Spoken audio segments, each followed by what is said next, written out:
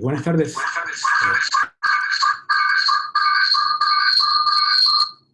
Allí. Bien, buenas tardes. Gracias por su asistencia, por su puntualidad. Vamos a dar inicio ya en este momento a este diálogo que consideramos importante y adecuado mantener. A medida que avancemos, se irán integrando otras personas, pero en honor al tiempo y a su puntualidad, vamos a dar inicio. Mi nombre es Eduardo Béjar.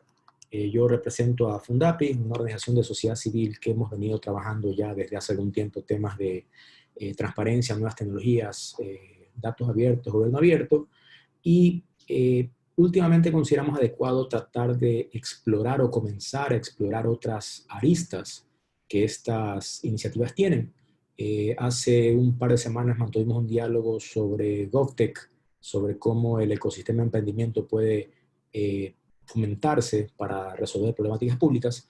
Y esta vez consideramos adecuado tratar el tema relacionado a inteligencia artificial y gobierno. Para esto hemos logrado coordinar la participación y presencia de María Paz Hermosilla. María Paz es directora del GovLab de la Universidad Adolfo Ibáñez de Chile. Ella nos acompaña desde allá. Es miembro además del Comité de Expertos para elaborar una política pública de inteligencia artificial en Chile, además de docente investigadora, entre otros notables cargos que por espacio realmente no los menciono, pero realmente es una persona bastante eh, eh, metida en el tema y ávida en el tema. Entonces, solo en cuanto a logística, quienes tengan alguna pregunta, inquietud, aprovechen el chat escrito, sino igual al final de la sesión dejaremos unos minutos para poder dialogar directamente y plantear alguna duda.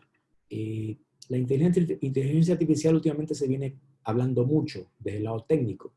Ya al menos en Ecuador hay notables avances del lado de la academia respecto a investigaciones y a desarrollos, temas de machine learning, algoritmos, inteligencia artificial como tal, pero este tema de poder aprovechar esta tecnología para resolver problemáticas públicas o para incluso tratar temas de gobierno es algo bastante nuevo en el país y precisamente eso es lo que queremos conversar con María Paz.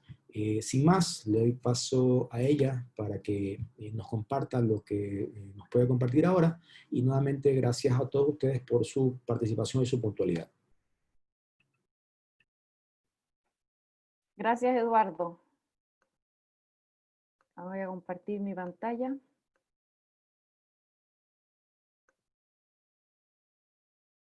Ahí estamos. ¿Se ve bien? ¿Sí? Sí. Ya, súper. Bueno, como decía Eduardo, yo soy directora del GovLab de la Universidad Adolfo Ibáñez. Nosotros somos un laboratorio de innovación pública, o sea, somos un centro académico dentro de la Escuela de Gobierno, pero dedicado a promover la innovación y somos un laboratorio especialista, porque, ¿no es cierto?, la innovación pública se puede lograr de muchas maneras, hay distintas metodologías, y nosotros estamos especializados en lo que es la ciencia de datos. Y bueno, dentro de la ciencia de datos, ¿no es cierto?, está el machine learning, que es parte de la inteligencia artificial, entonces así nos hemos ido vinculando con el tema de la inteligencia artificial. Así que muchas gracias a Fundapi por la invitación, a Eduardo.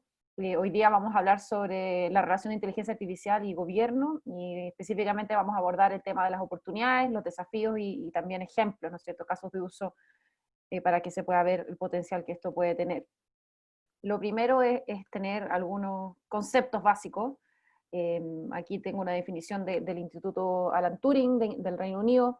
Básicamente la inteligencia artificial se refiere a las tecnologías que están basadas en algoritmos que tratan de imitar el pensamiento humano, ¿no es cierto? Por eso se dice que son inteligentes, tratan de resolver tareas complejas que habitualmente haría una persona. Por ejemplo, un radiólogo, ¿no es cierto?, que mira una radiografía y ve que hay algo extraño, una sombra, por ejemplo, que puede ser cáncer. Bueno, entonces podemos enseñarle a un sistema, a una tecnología, a detectar el cáncer, ¿no es cierto?, en una radiografía.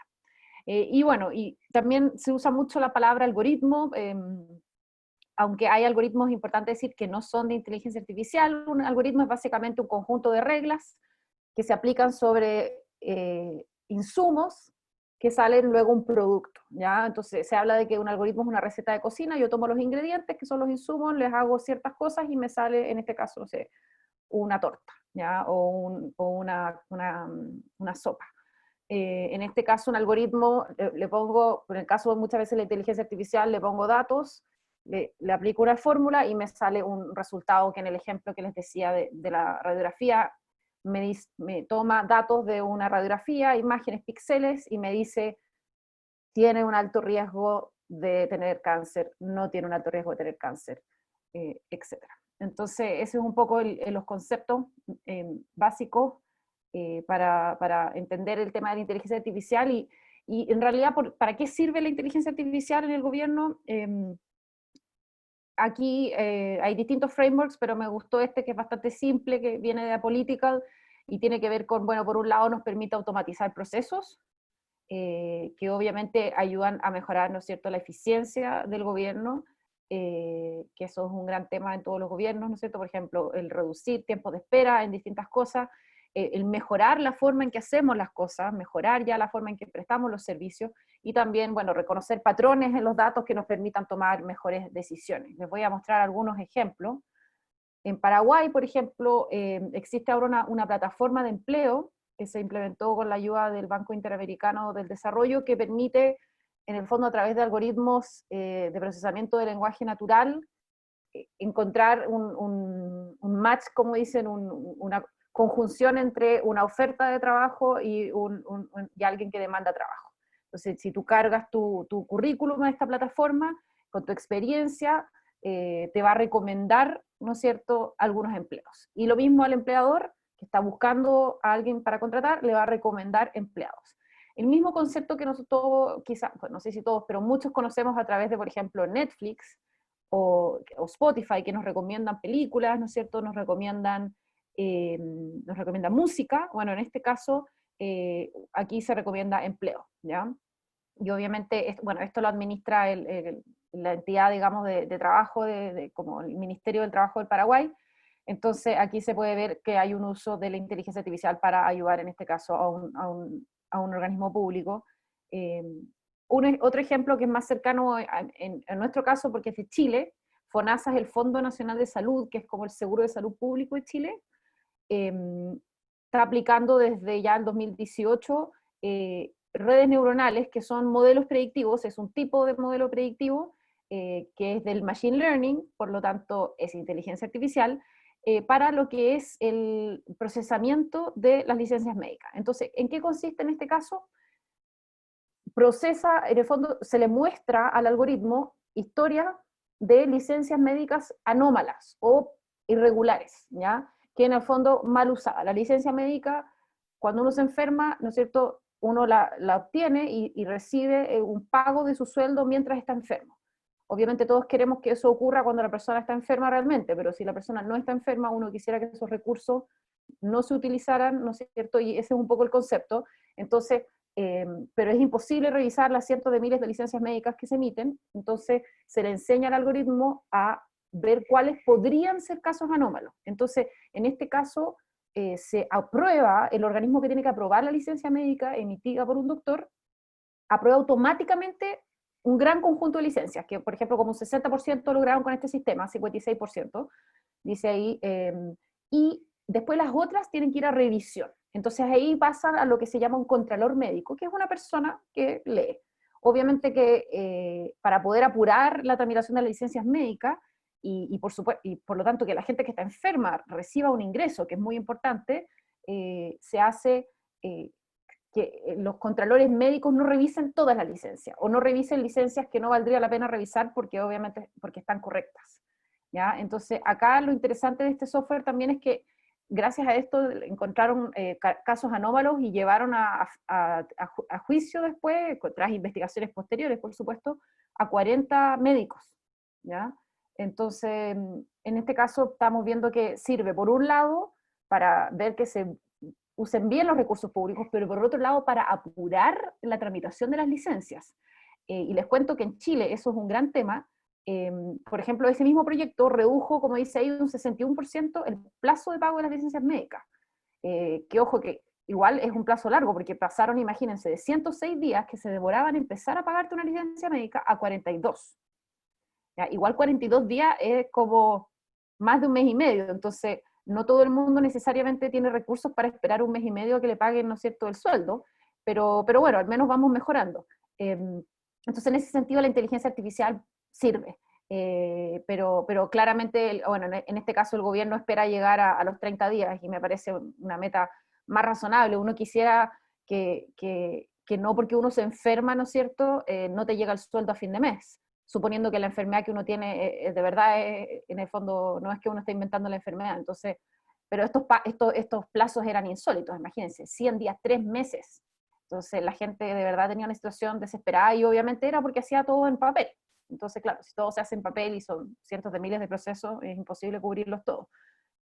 Otro caso que me gusta mucho es, ya no es de América Latina, pero me gusta porque tiene un beneficio bastante importante, que es en Estados Unidos, en Chicago, se hizo un sistema de inteligencia artificial para prevenir el envenenamiento de plomo en niños.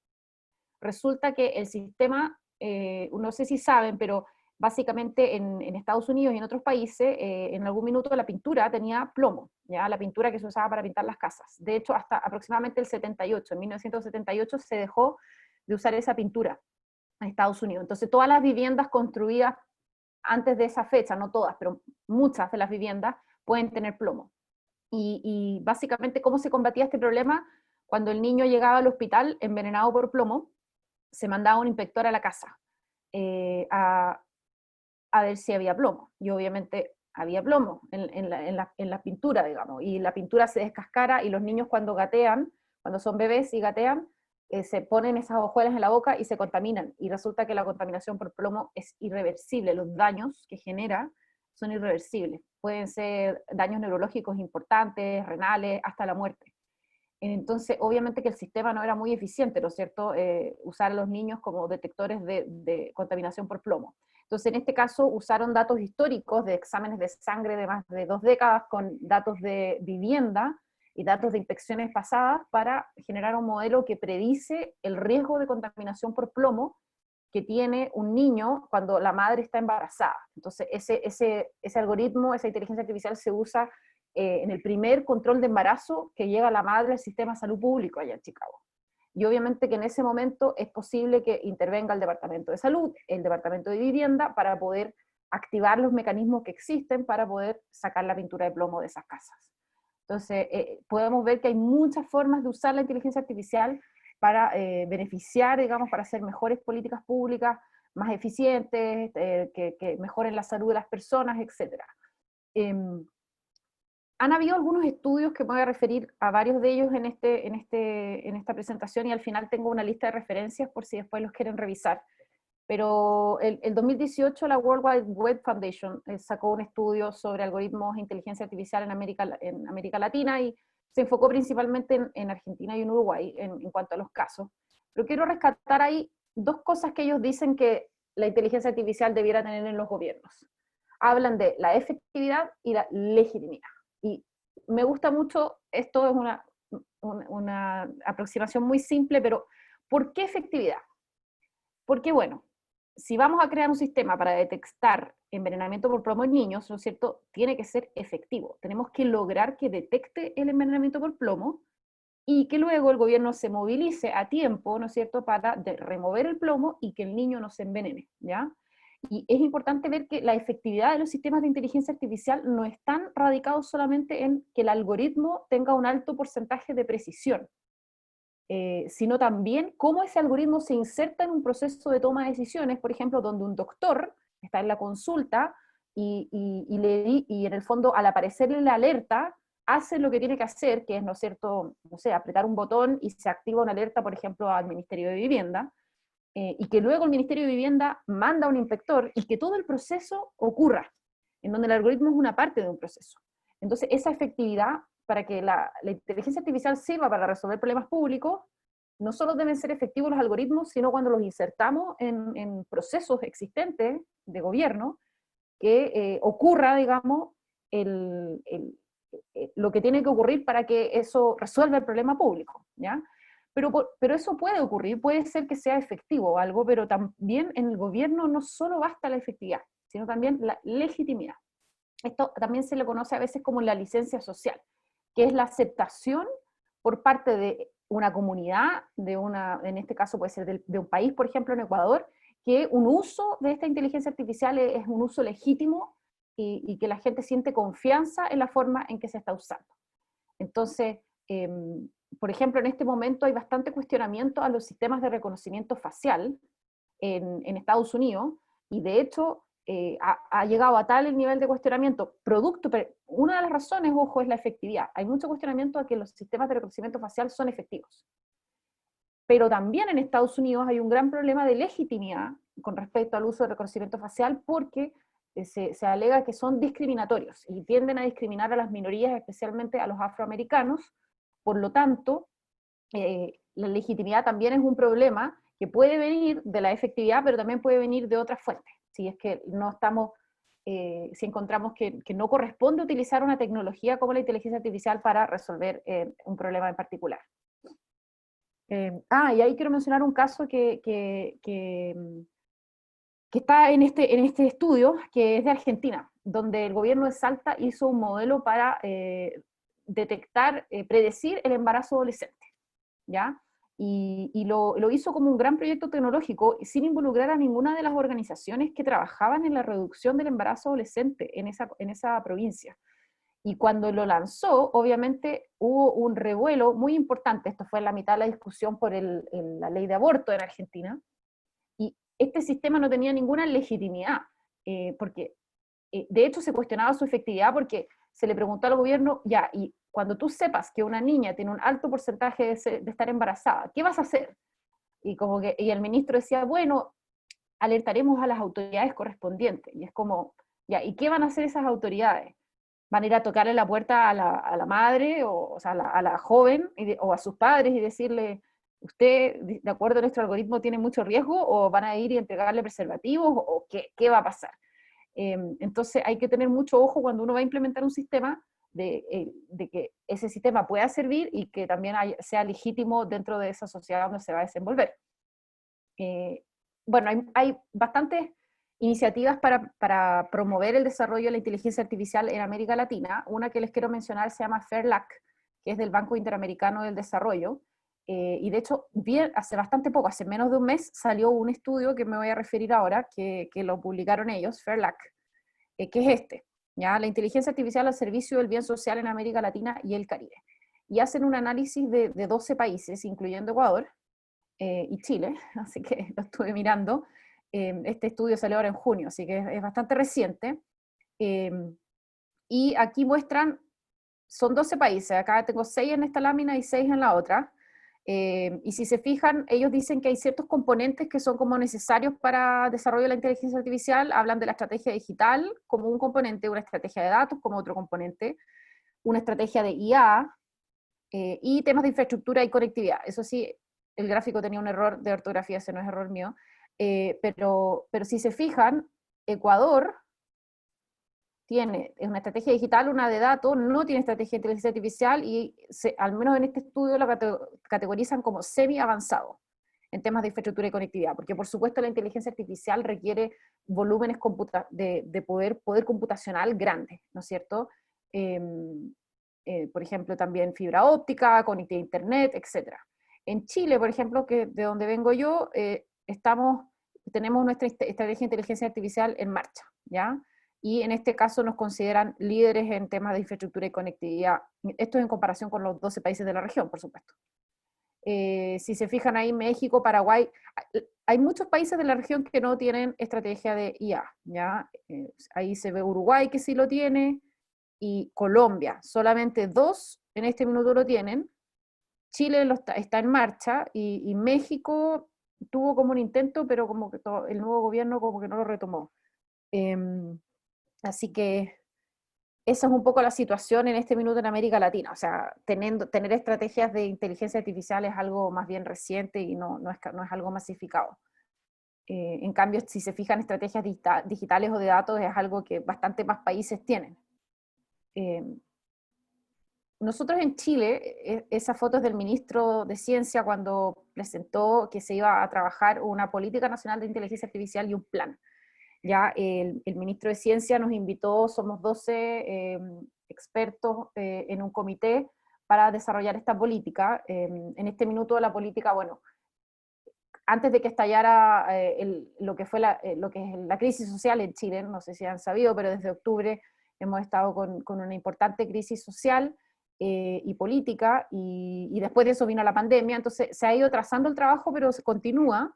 En este minuto se está haciendo una serie de eventos y como un proceso participativo. Nuestra estrategia va a tener 3 ejes. Los factores habilitantes, que tienen que ver con infraestructura y recursos humanos, por ejemplo, los distintos usos y desarrollos que se le da a la inteligencia artificial tanto en el sector público como en el sector privado, y un eje sobre el impacto, los impactos éticos y sociales de la inteligencia artificial y la regulación. Y bueno, yo estoy aportando mucho en el tercer eje y también obviamente en el primero, en el tema de la formación de capacidades, como vengo de una universidad, pero estamos trabajando en las propuestas. Nosotros vamos a tener un documento que se va a llevar a consulta pública en el país, y ese documento luego se va a enriquecer con la consulta pública y luego el ministerio va a tomar eso y va a sacar la política de inteligencia artificial con un plan de acción, que son las cosas que van a poder hacer en el gobierno actual, que básicamente termina como en marzo del 2022. Así que probablemente el plan de acción va a durar 2021, parte del 2022, ¿no es cierto? Pero esperamos que la política pueda durar más que un solo gobierno. La idea de las políticas es que traspasen los gobiernos. En Chile también tuvimos una iniciativa previa con el Senado, liderada por el Senado de Chile, con distintos políticos de distintos grupos, de partidos políticos, así que ojalá que esta iniciativa trascienda el gobierno, ¿no es cierto? Eso es lo que uno quisiera, porque todo esto, para desarrollar una industria se requieren muchos años de mucho esfuerzo de más de un gobierno y de un color político. Bueno, el estudio del FAIRLAC que les comentaba, del BID con Siemens, habla aquí, este es un análisis que hizo de Ecuador, ¿ya? De los esfuerzos, dicen, para establecer las bases de la IA. Entonces, si se fijan, hay distintos como ingredientes, dicen ellos, para fomentar la IA. Por un lado está el ecosistema de emprendimiento, por otro lado un rol fuerte de la sociedad civil, que pueda también, ¿no es cierto?, abogar por los derechos, por el uso ético, por el uso de la inteligencia para resolver los problemas sociales. Está el desarrollo, la necesidad de que la academia pueda formar a los profesionales que van a trabajar en la inteligencia artificial, ¿ya? Y obviamente la gobernanza, que tiene que ver con temas digitales, de datos y temas de infraestructura, ¿no es cierto? Así que si quieren después pueden buscar, pero hay como 5 páginas dedicadas a entender la situación de Ecuador con respecto a un posible desarrollo de la inteligencia artificial. Como yo no soy experta en Ecuador y probablemente muchos de ustedes saben más que yo, les voy a aportar más desde cosas generales que se están hablando en el mundo, y para que ustedes lo tengan como algo, como parte de la conversación que van a tener ahí en Ecuador. A mí me gustó, el World Economic Forum sacó el 2019 un pequeño artículo donde identifican 5 barreras a la adopción de la inteligencia artificial en el gobierno, y me parecen que son muy buenas.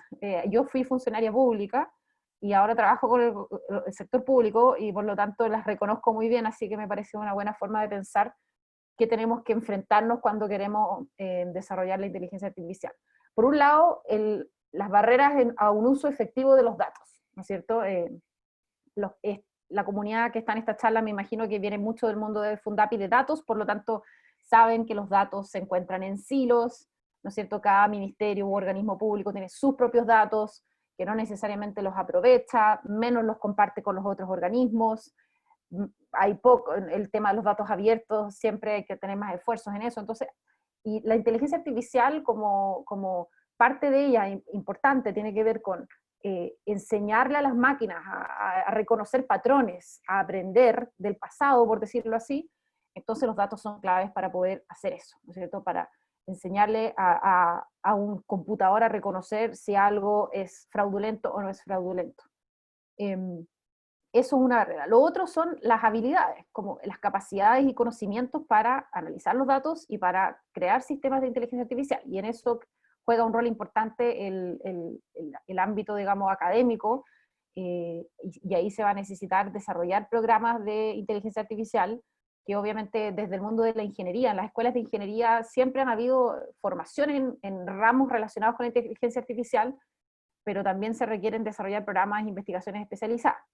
Después está el ecosistema de inteligencia artificial, que ahí un poco lo que menciona el World Economic Forum, que la inteligencia artificial no es como dominio solo de las grandes tecnológicas, Google, Amazon, ¿no es cierto?, Apple.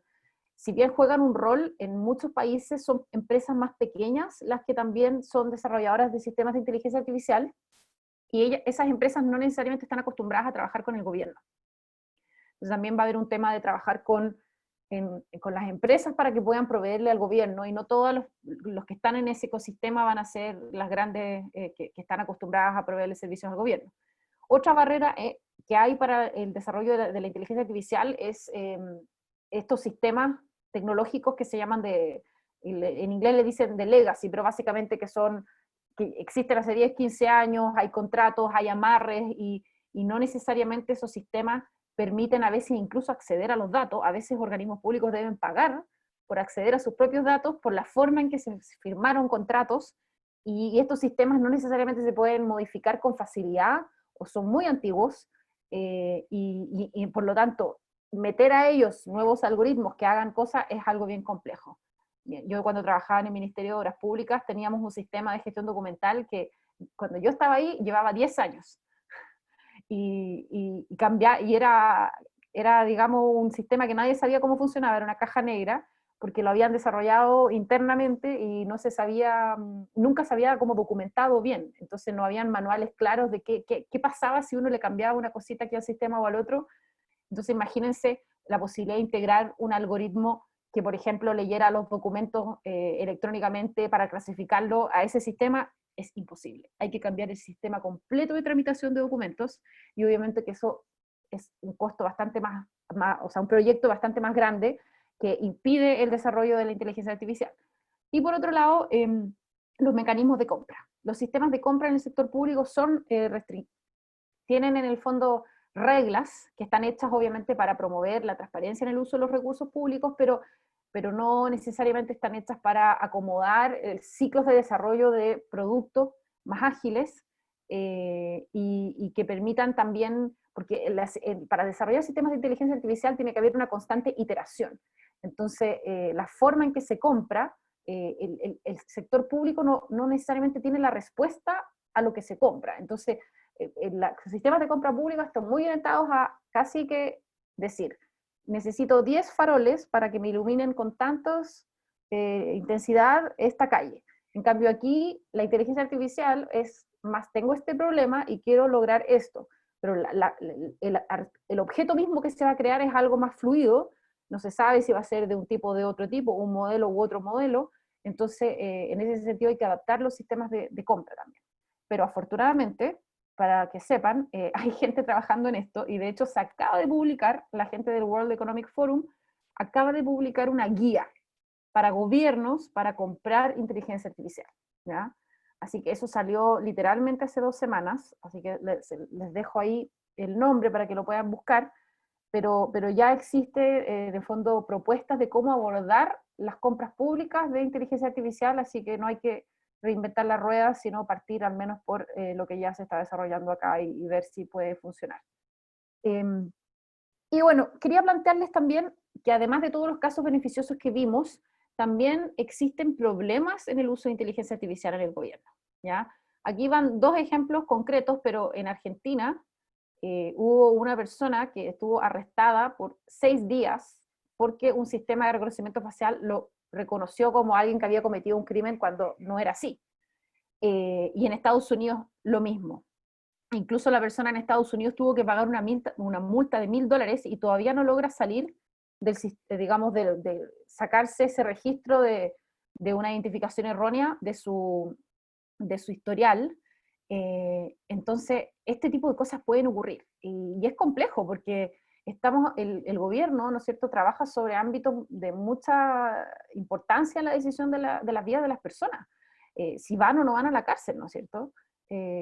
si están detenidos o no están detenidos. Entonces, cuando introducimos algoritmos que se equivocan y que no se les puede dar una explicación a las personas, porque en el caso que aparece de Estados Unidos, pedía una explicación y no se la daban hasta que finalmente, por suerte, logró que lo apoyara una organización de derechos humanos allá, y bueno, y con eso un poco salir adelante, pero es bien complejo cuando ocurren errores que siempre van a ocurrir, porque estos sistemas no son perfectos, ¿ah?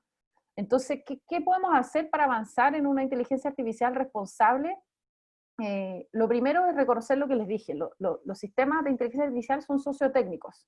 Entonces, si ustedes quieren en Ecuador desarrollar estos sistemas, es muy importante que no lo vean solamente como un sistema tecnológico, como esto lo hace el departamento de tecnología y ya.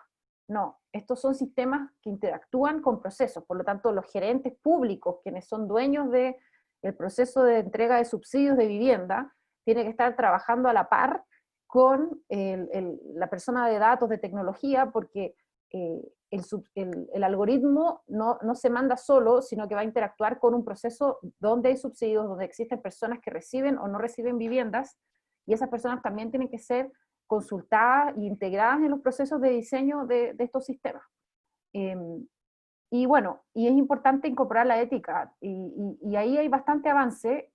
Ya hay como más de 84, yo creo que ya quizás vamos en 100 o quién sabe cuántos, pero el año pasado habían unos 84 marcos de referencia sobre inteligencia artificial y ética. Entonces, si se está pensando en Ecuador en desarrollar una estrategia de inteligencia artificial, les recomendaría también incorporar, tal como lo hizo Chile, un eje dentro de la estrategia que tenga que ver con la ética. ¿Cómo desarrollamos sistemas responsables de inteligencia artificial? Que sean transparentes, que sean equitativos, que generen el bien, que no dañen a las personas, ¿no es cierto? Que sean responsables y que protejan la privacidad. Esos son algunos de los principios que aparecen en todas las estrategias de ética e inteligencia artificial que existen, que se hicieron esta revisión el año pasado.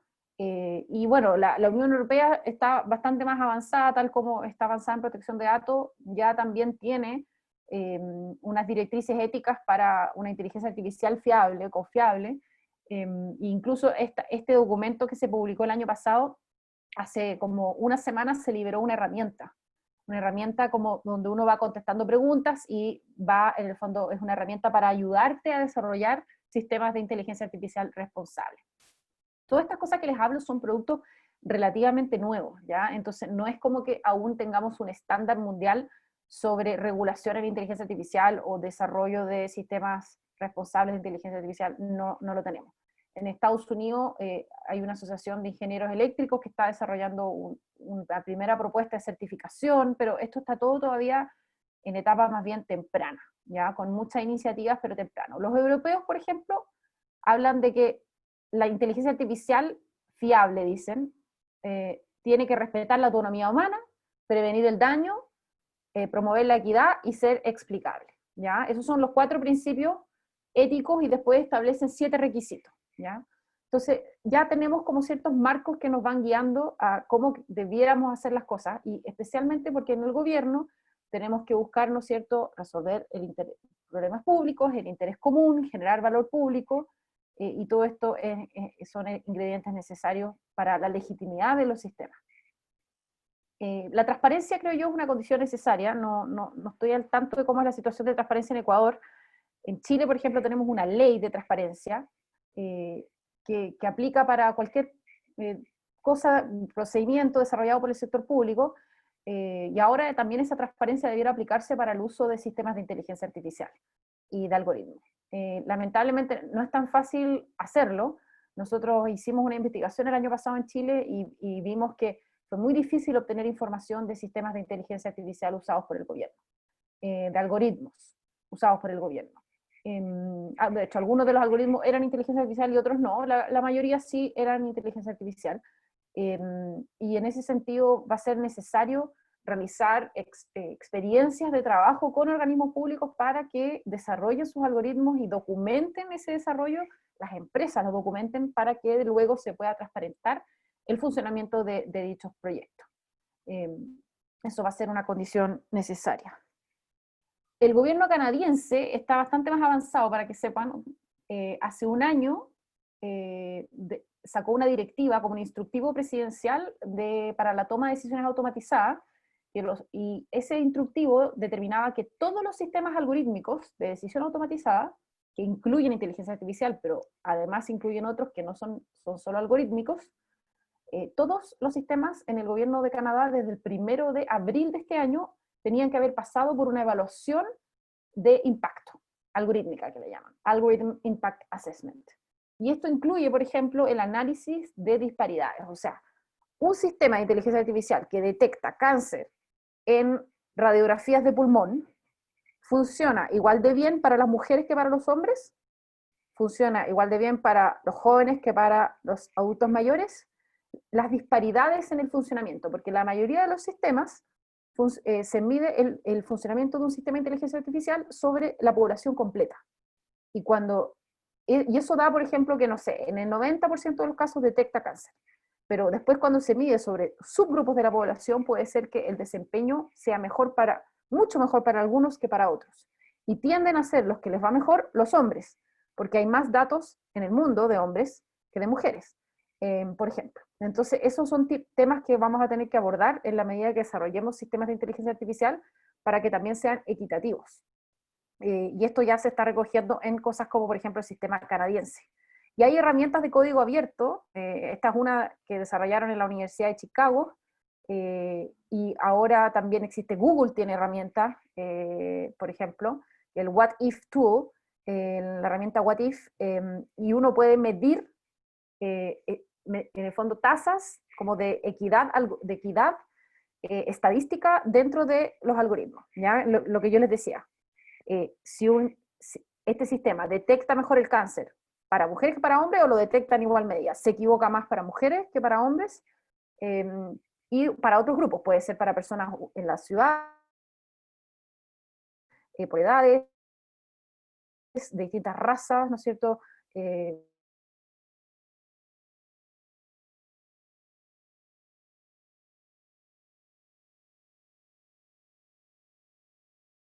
Pero básicamente vamos a siempre tener que evaluar la proporcionalidad de la tecnología. No sé si se está cortando porque justo me salió que mi internet estaba inestable, pero hay que evaluar, por un lado, la proporcionalidad de la tecnología, vamos a tener que entender muy bien nuestra base de datos para diagnosticar los sesgos, vamos a tener que hacer evaluaciones independientes, auditorías, vamos a tener que seleccionar nuestros modelos de inteligencia artificial considerando equidad y explicabilidad.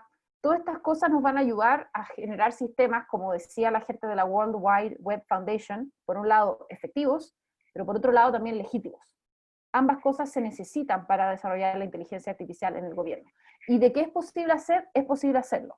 Aquí los dejo y quiero cerrar esta charla con un ejemplo de Estados Unidos, de un condado, el condado donde está la ciudad de Pittsburgh, en Pensilvania, se llama el condado de Allegheny.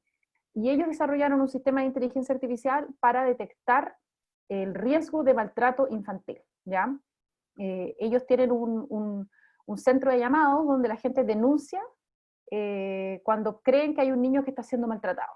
Entonces, si ustedes, por ejemplo, escucharan a su vecino pegándole a su hijo, ustedes podrían llamar a este central y decir, ¿sabes qué? Sospecho que mi vecino maltrata a su hijo, porque esto es lo que está pasando, etcétera, etcétera. Entonces se toma esa denuncia, y esa denuncia se pasa por un algoritmo que el trabajador social que recibe el llamado tiene un insumo que se alimenta de datos, de todas las bases de datos de ese condado, datos de salud, de educación, de historial de subsidios, de todo tipo, y le dice un riesgo, o sea, le dice un nivel de riesgo. Entonces eso ayuda a poder llegar a los niños que tienen más riesgo, porque resulta que antes de que tuvieran este algoritmo, visitaban primero, la mitad de las casas que visitaban eran casas donde no habían problemas. Entonces, por un lado, estaban molestando a familias, ¿no es cierto?, que no necesitaban ser visitados, porque también a veces hay gente que denuncia, especialmente en este condado, hay una sesgo a denunciar familias afroamericanas cuando no necesariamente, o sea, esas familias no tienen más problemas de maltrato infantil, ¿ya? Entonces, por un lado, si yo voy a visitar familias que no tienen problemas con sus niños, estoy estigmatizando, ¿no es cierto?, y molestando a esas familias, y por otro lado, malgastando el tiempo de esos inspectores que podrían ir que a su vez no llegan necesariamente a los niños más riesgosos. Antes de implementar este algoritmo, había un tercio de los niños que después de una denuncia eran separados de su familia por un juez. Un tercio de esos niños nunca los iban a ver, a pesar de ser denunciados. O sea, la persona que recibía el llamado tomaba la decisión de no visitar, porque no pueden visitar a todos los niños, visitan más o menos a la mitad de los que llaman. Entonces, por un lado, sin el algoritmo, no se estaba encontrando a los niños, un tercio de los niños que de verdad necesitaban no recibían visita, y por otro lado, la mitad de las visitas llegaban a niños que no tenían riesgo. Entonces, implementaron este algoritmo y hicieron una evaluación de impacto independiente que la hizo la Universidad de Stanford, que detectó que este algoritmo ayuda a encontrar con mayor precisión a los niños que sí lo necesitan, y por otro lado reduce las disparidades que existen entre afroamericanos y blancos con respecto a la denuncia de los posibles maltratos. Entonces, de que se puede hacer bien. Y este es uno de los algoritmos más transparentes del mundo, tiene mucha información, se hizo con un proceso comunitario, de participación. Si les interesa aprender, está muy bien documentado este algoritmo, tanto desde el punto de vista social de cómo se implementó, como desde el punto de vista técnico, si es que, por ejemplo, ustedes son informáticos. Entonces, de que se puede hacer. Ahora es un esfuerzo grande, sí. Y se demora, sí, pero puede generar mucho bien social en este caso, que es reducir, ¿no es cierto?, el maltrato infantil. Algo que todos podemos estar de acuerdo que es importante y necesario. Así que en ese sentido la inteligencia artificial puede tener muchas utilidades. Nosotros en la UAI nos preocupan mucho estos temas y hemos desarrollado un curso que gracias a la pandemia ahora es virtual, es presencial streaming, decimos nosotros, lo hacemos por Zoom, esta misma plataforma. Si a ustedes les interesa, por ejemplo, el tema del uso ético de la inteligencia artificial, los invito a participar de este curso que parte la primera semana de agosto y que ahora puede participar alguien de cualquier parte del mundo, gracias a la pandemia. Y bueno, ahí están las referencias, que les voy a dejar la presentación a los amigos de Fundapi para que se las puedan compartir después, y pueden encontrar estos estudios que les mencioné. Eso. Y ahí, si quieren seguir conectados, está mi Twitter, el Twitter del GovLab, nuestro sitio web. Con gusto recibimos también sus consultas. Eso. Muchas gracias. Excelente. Muchas gracias, María Paz. Vamos a abrir a consultas, sus preguntas, sugerencias, si alguien tiene, pueden ya sea escribirla o solicitar directamente activar el micrófono levantando la mano. Mientras alguien se anima, yo quizás quisiera comenzar primero agradeciéndote por la muy clara presentación y contarte que en Ecuador estamos viviendo un momento bastante interesante de construcción de muchas bases. Tenemos un primer plan de acción de OGP que se construyó y que ahora está implementándose. Tenemos una política de datos abiertos que recién se publicó en abril y que actualmente se está terminando de crear su guía de implementación. Hay una discusión de ley de datos personales en la Asamblea Nacional al momento avanzando. Y hay una intención de actualizar la ley de transparencia vigente, porque obviamente ya tiene más de 15 años, 16 años de existencia, entonces ya resulta un poco aplicable. En esas líneas, ¿consideras que es realmente necesario pensar en una política o estrategia de inteligencia artificial? ¿Ya es un momento que deberíamos pensar en sentar esas bases, o es un tema que necesitamos más experiencias de uso para poderlo soportar?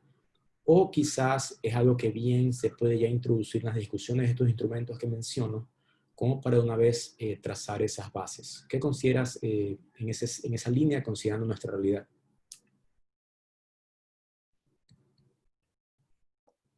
Bueno, a ver, yo una cosa que le diría es, no sería bueno regular la inteligencia artificial aún, probablemente, porque si es que se tiene que sentar las bases de otras regulaciones. Ahora, si ustedes, por ejemplo, están mejorando la ley de transparencia, quizás uno podría incluir algo en esa mejora, la necesidad de transparentar no solo los documentos, o sea, tratar de ver que la transparencia algorítmica pudiera, por decirlo así, acogerse en esa ley, porque eso sería como una buena cosa si ya están tramitando un cambio de esa ley, por ejemplo. Es importante tener buenos sistemas de protección de datos. Datos abiertos también es útil para desarrollar la inteligencia artificial porque hay, por ejemplo, todos los datos de clima, ¿no es cierto?, datos de tráfico. Hay distintos datos que, por ejemplo, el sector privado les sirve para poder hacer productos de inteligencia artificial. Ahora, para el que el gobierno haga inteligencia artificial necesita tener buenos datos integrados, al menos a nivel de ministerio y ojalá entre ministerios. Entonces también hay que avanzar en ese sentido. Lo que va a pasar básicamente es que los países que no promuevan la inteligencia artificial van a otros países, es como lo que pasa con, ¿no es cierto?, quien desarrolla la tecnología manda cómo se hacen las cosas, ¿no es cierto? Está Google, está Amazon, está Microsoft, Apple, ellos dictaminan cómo ocurren muchas de las cosas tecnológicas en el mundo, Facebook. Entonces, si es que no se desarrolla o sea, si la inteligencia artificial va a llegar igual, de alguna forma u otra, a Ecuador. Con una política uno podría pensar que Ecuador la podría utilizar para diferenciarse, pero quizá, claro, la forma de diferenciarse Ecuador es en otras áreas, ¿te fijas? Entonces, no sé, no sé, me da un poco de nervio como decir Ecuador debiera desarrollar una estrategia de inteligencia artificial cuando creo yo que los ecuatorianos y los gobiernos y ustedes mismos como actores son los mejores como para ver si eso es necesario, pero sí hay ciertos ingredientes de las otras cosas que están haciendo que son necesarias, o sea, por ejemplo, la conectividad, una buena banda ancha, buenas infraestructuras de datos, ese tipo de cosas se requieren para modernizar el gobierno en general. Y en el fondo la inteligencia artificial es una forma de ayudar a la modernización del gobierno, pero hay otras, o sea, se requiere tener, no sé cómo está avanzado, por ejemplo, el documento electrónico en Ecuador. Simplificación de procesos, hay un montón hay muchas otras formas también de modernizar el Estado, y la inteligencia artificial es una que llegó para quedarse, eso sí. Yo creo que no vamos a ver que esto como que no es como el blockchain, no sé, para mí el blockchain es algo que todavía no sabemos si va a servir o no. Eh, como que es algo como más incierto, tecnológicamente me refiero. En cambio, los sistemas de machine learning ya hay suficiente evidencia que muestran que generan valor en el sector público. Por lo tanto, un argumento a favor de una política de inteligencia artificial es que las políticas articulan voluntades y entonces generan esfuerzos y movilizan, ¿no es cierto?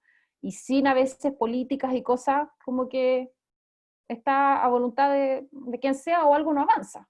Entonces, también depende de cuál es la apuesta de Ecuador por modernizar o el Estado o usar la inteligencia artificial como una forma también de desarrollo económico pensando en el sector privado.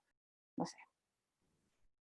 Excelente. Mao Garzón nos consulta, ¿qué organismos de ayuda permiten la presentación de proyectos de inteligencia artificial con objetivos netamente sociales fuera de los ministerios de gobierno? Pues aquí no se perciben garantías éticas a nivel estatal para esos fines, estatal supongo, para esos fines.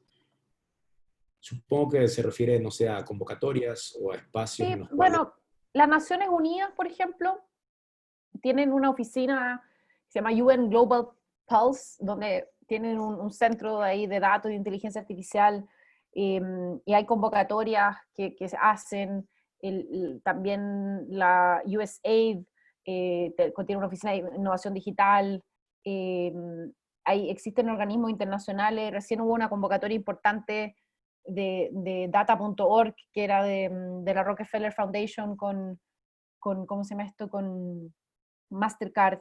En América Latina está Vina, está Luminate, está Open Society Foundations. Hay distintas organizaciones que promueven el uso de la inteligencia artificial y yo creo que cada vez van a haber más.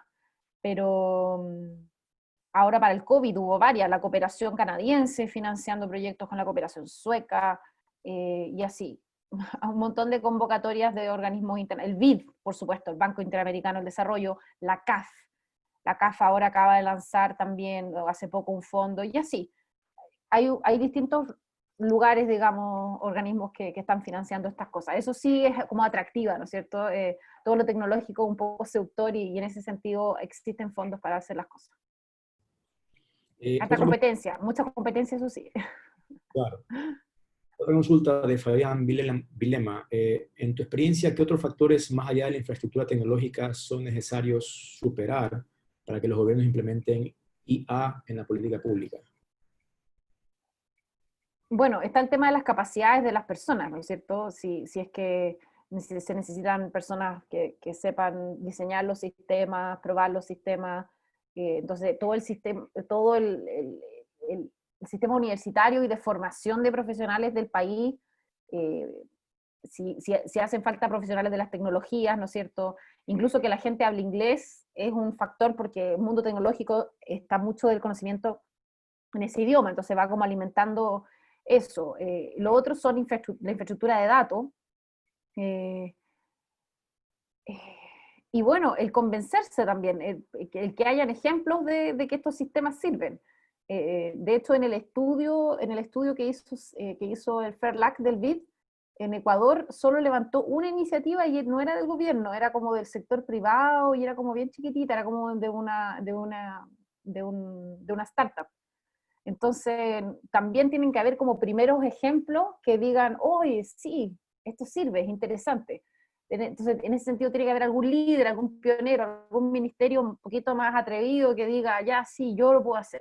En Chile, por ejemplo, el Servicio de Impuestos Internos siempre ha sido pionero en estos temas.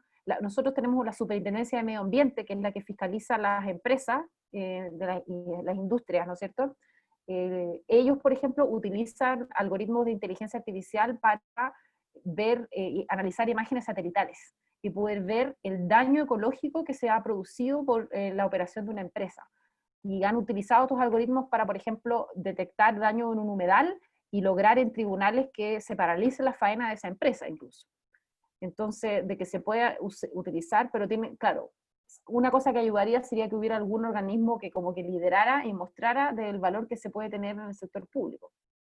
Quizás ustedes conocen a quién hay que ir a tocarle la puerta como para que empiece a hacer algo y conseguir financiamiento para eso, digamos. Si quieren que se haga en el gobierno. Claro, ahora, otra consulta que nos hacen, Elsa María Castro nos comenta o nos pregunta si esto es un tema realmente que se maneja a nivel de gobierno central o hay ciertas experiencias de tanto de políticas o de proyectos en gobiernos locales que han logrado implementarlo de esta forma. Han habido experiencias, por ejemplo, a nivel de ciudades. Buenos Aires hizo una plataforma para, para proveerle datos a los emprendedores que querían instalarse en nuevos negocios en la ciudad. Pero en Estados Unidos hay iniciativas a nivel como de ciudades y cosas así, pero en América Latina, a nivel de más de provincia quizás, bueno, no, al menos de la revisión de casos, la última que hice como para esta charla, no encontré, más allá del caso de Buenos Aires, en Europa y en Estados Unidos sí, claramente hay iniciativas a nivel de más local, entendiéndose como local quizás una ciudad o algo así, como una Claro, alcaldía. resulta un tema relativamente nuevo. No sé si alguien más tiene alguna consulta, tenemos un par de minutos para ir cerrando, si no yo hago otro comentario. Básicamente, o sea, la pandemia, o digamos, uno de los efectos positivos en medio de todo lo negativo es que ha acelerado mucho la adopción de tecnologías y de soluciones.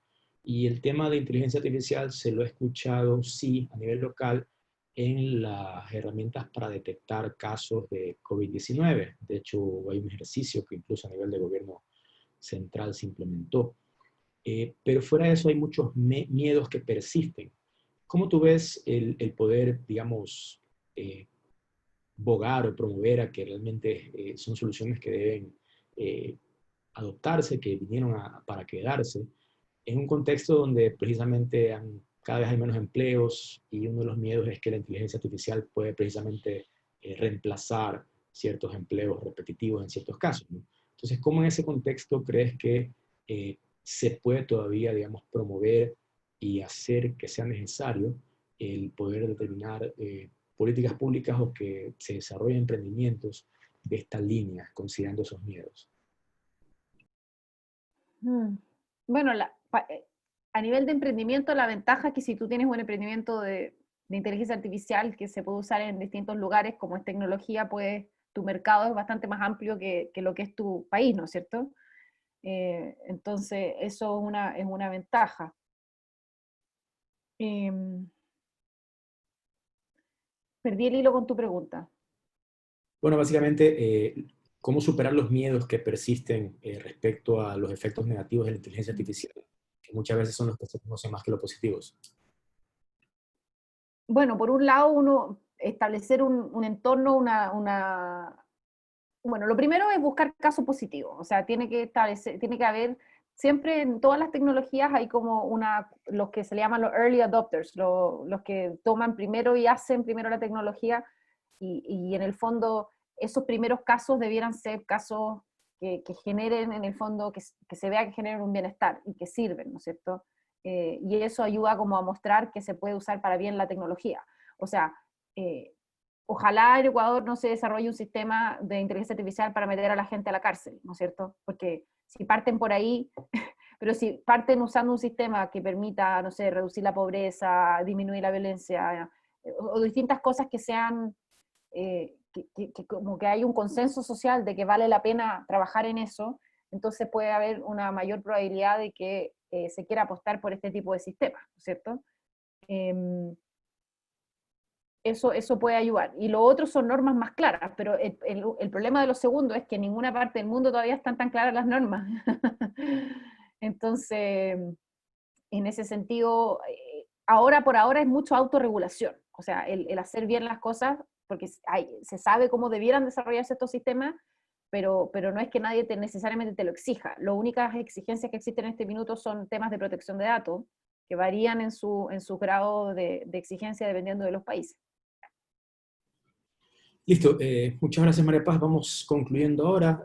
Si alguien más tiene alguna inquietud o consulta, la atendemos en este momento o si no vamos cerrando. Parece que nadie más. Bueno, yo quería agradecerte nuevamente María Paz. Ha sido bastante ilustrativo. Obviamente es un tema relativamente nuevo que esperamos siga avanzando y siga creciendo aquí en el país, al igual que ocurrió en otras regiones. Y evidentemente lo que necesitamos son más casos de uso para poder motivar la conversación a nivel local. Muchas gracias nuevamente. Esperamos que a los participantes, asistentes les haya resultado de utilidad esta conversación y próximamente estaremos coordinando otros sobre algún tema que consideramos de esa manera. Solo para concluir, les vamos a activar una brevísima votación consulta que nos ayuda a nosotros en nuestros parámetros para poder evaluar la sesión que hemos realizado. Nuevamente, muchas gracias María Paz y buenas tardes a todos. Gracias. Gracias, Eduardo.